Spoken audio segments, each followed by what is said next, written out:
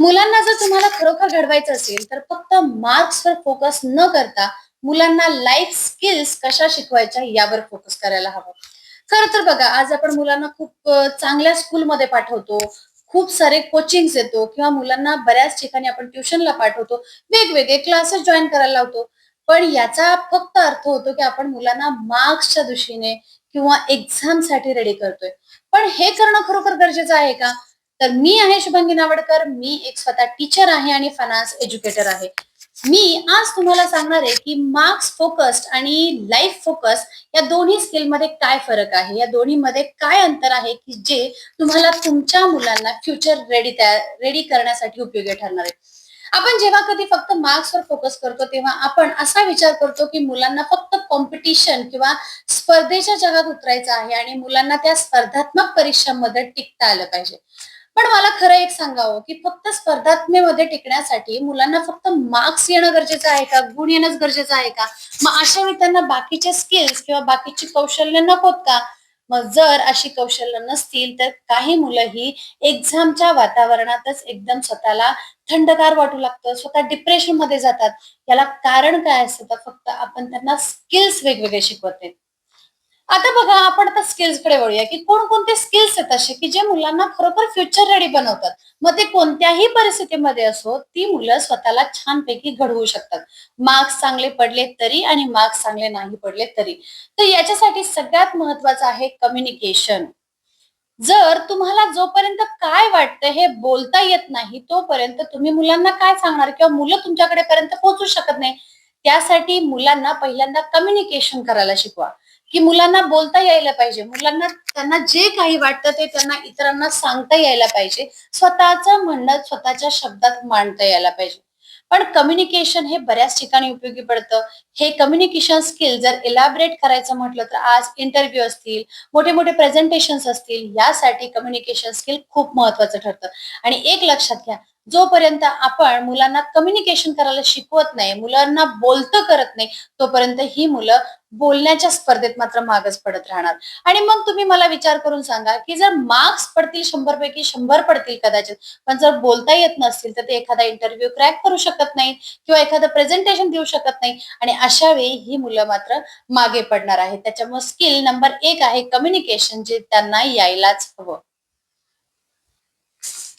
आता बघा, दुसरं जे स्किल आहे ते आहे कॉन्फिडन्स.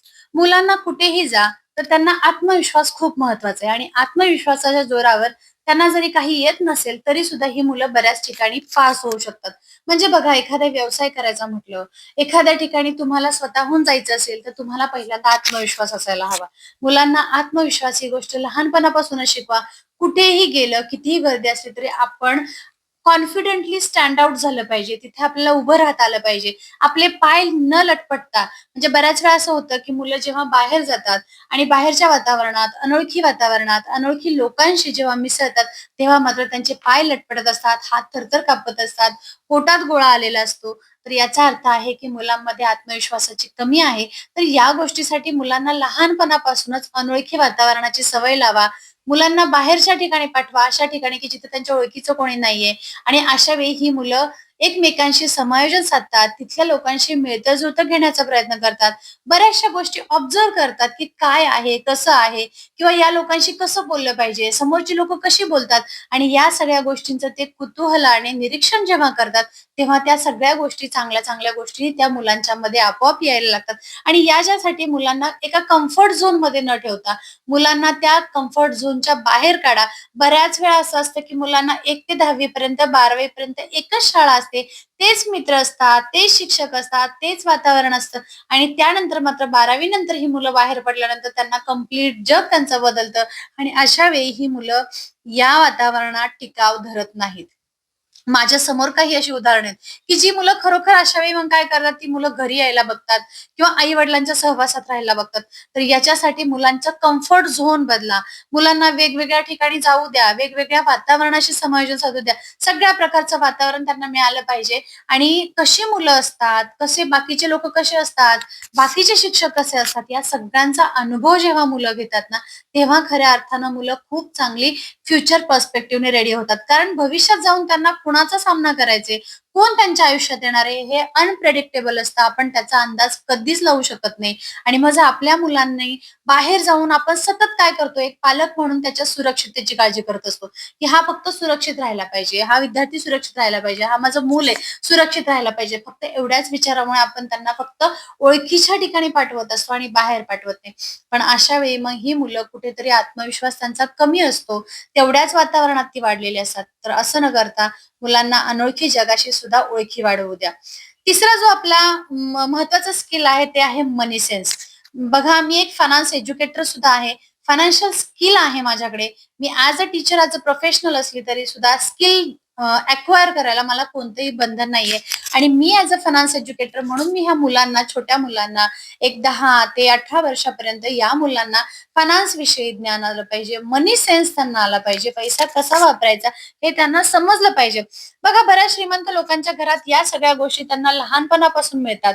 अपब्रिंगिंग असतं, त्यांच्यामध्ये ते ज्ञान असतं, की पैसा कुठे खर्च करायचा, पैसा कुठे ठेवायचा, पैसा कुठे वाढवायचा, पैसा कुठे इन्व्हेस्ट करायचा. म्हणजेच how to grow, how to invest, या सगळ्या गोष्टी त्यांना माहिती असतात किंवा वेळ पडल्यानंतर त्यांचे पालक त्यांना सांगतात.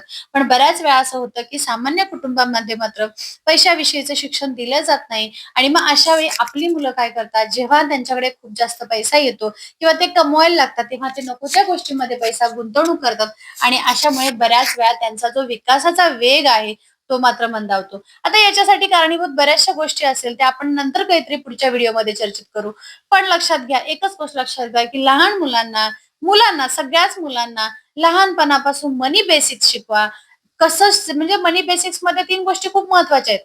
मनी बेसिक्स शिकवायचं असेल तर तुम्हाला how to save, how to grow and how to invest, या तिन्ही गोष्टी मुलांना शिकवणं खूप गरजेचं आहे. पण तत्पूर्वी लक्षात घ्या, की लहान मुलांना मनी बेसिक्स, मनी सेन्स असलाच पाहिजे. पुढचं जे स्किल आहे ते आपलं टेक्नॉलॉजी.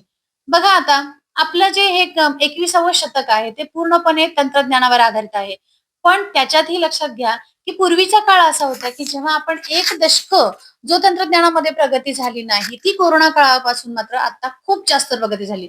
या 5-6 वर्षामध्ये सर्व लोकांकडे मोबाईल आले. म्हणजे अगदी तुम्ही शेतकरी समजा, खाण कामगार असतील, ऊसतोड कामगार असतील, सगळ्यांकडे स्क्रीन टच मोबाईल आहेत, सगळ्यांकडे अँड्रॉइड फोन आहेत आणि इतकी झपाट्याने याची प्रगती झाली.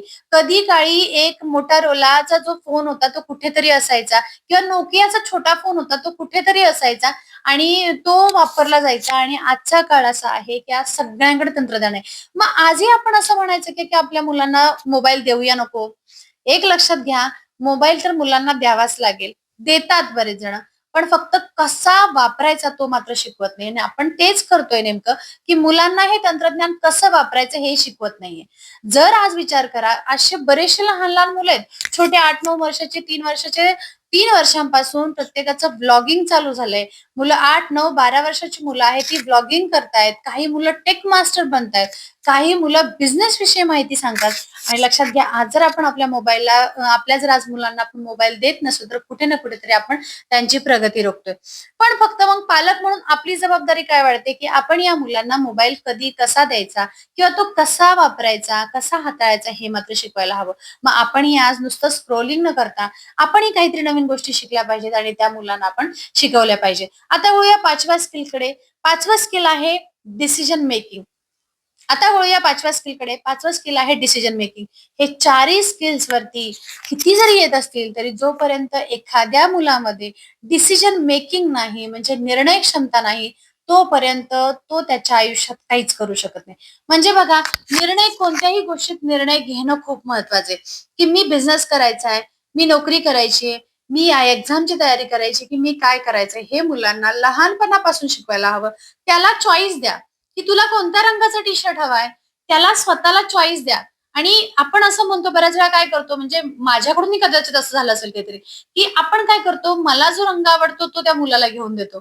बरोबर ना? असं बऱ्याच वेळा होतं. पालक म्हणून आपण काय विचार करतो, की नाही, अरे हे तुला छान दिसेल. पण असं न करता आपण मुलांना डिसिजन घ्यायला प्रवृत्त केलं पाहिजे. म्हणजे त्यांना काय आवडतंय ते त्यांना घेऊ द्या. त्यांना बरं, त्याच्यामध्ये मुलांना अभ्यासाच्या बाबतीत सुद्धा आता कोणता स्टडी घ्यायचा आहे, आज कोणता विषय घ्यायचा आहे, हे त्यांचं त्यांना ठरवू द्या. ह्याच्यामुळे काय होणार आहे, लहानपणापासूनच त्यांची निर्णय घेण्याची क्षमता वाढणार आहे, की मी जो निर्णय घेतोय, बरं एखादा निर्णय चुकीचा असेल, तर अशा वेळी आपण काय करू शकतो, की तो निर्णय कसा चुकीचा आहे हे मुलांना पटवून सांगा. किंवा चुकू द्या, एखादा निर्णय चुकला तर. चुकल्यानंतर कळतं त्यांना, की आपल्याला सुद्धा मार्गदर्शनाची गरज आहे आणि अशा वेळी ही मुलं काय करतात, आपल्या पालकांकडे सल्ला मागतात. यासाठी पालक म्हणून आपली भूमिका खूप महत्वाची आहे आणि लक्षात घ्या, जर आपल्याला फ्युचर रेडी मुलं बनवायची असतील, तर आपल्याला सगळ्यात महत्वाचं आहे, की मुलांना स्किल्स आले पाहिजेत. आजच्या पुरतं मित्रांनो एवढंच बोलूया आणि एक पालक म्हणून आपण आपल्या मुलांची जबाबदारी घेऊया आणि आपल्याला फ्युचर रेडी किड बनवायचे. आपल्याला या मुलांना फ्युचरच्या येणाऱ्या सगळ्या समस्यांना त्यांना हाताळता आलं पाहिजे आणि प्रॉब्लेम सॉल्व्हिंग करता आलं पाहिजे आणि त्याच्याबरोबर त्यांना सर्व आव्हानांना सामोरं जाता आलं पाहिजे. Thank you so much.